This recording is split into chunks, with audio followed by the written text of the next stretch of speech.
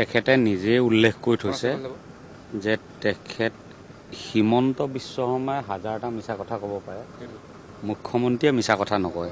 সেইকাৰণে আপোনালোকে আজিৰ পৰা তেখেতক বাইটটো দিলে সুধিব যে আপুনি হিমন্ত বিশ্ব শৰ্মা হিচাপে কৈছে নে মুখ্যমন্ত্ৰী হিচাপে কৈছে।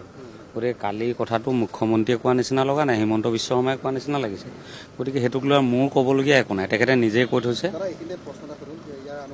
কাৰণ আমি আজি বহুদিনৰ মূৰত কেমেৰা লগ পাইছোঁ ন, তেখেতেতো ৰাতিপুৱা গধূলি আবেলি সদায় কেমেৰা লগ পাই থাকে। গতিকে বেলেগ বেলেগ কথা কৈ দিবলগীয়া হয় চাগে। এইটো ৰাজনৈতিক ক্ষেত্ৰত থকা মানুহে বুজি পাব। মোৰ মানে অভিধানৰ পৰা এইবোৰ কথা বহুত দূৰত। আমি কেতিয়াবা আপোনালোকক লগ পাওঁ, যিদিনা কথাকেইটা ক'ম সেইদিনা মূল কথাটোৱে ক'ম আৰু ন। গতিকে কোনেও কথাটোৰ পৰা গা এৰা দিব নোৱাৰে। গতিকে উচিত মীমাংসা হ'বই লাগিব, ন্যায় হ'ব লাগিব। আৰু এইটো পৰিয়াল, আমি অনুৰাগী বা বন্ধু বান্ধৱ বা সমগ্ৰ অসমৰ জুবিন প্ৰেমী ৰাইজে সেইটোৱে বিচাৰিব।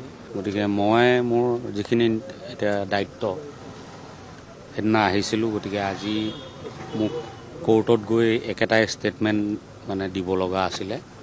গতিকে সেইটো আজি দিলোঁ। মই তোমালোকে দেখিছাই মই দিনতে আহিছোঁ, আকৌ কোৰ্ট ঘূৰি মেলি এতিয়া আহি পাইছোঁ হা।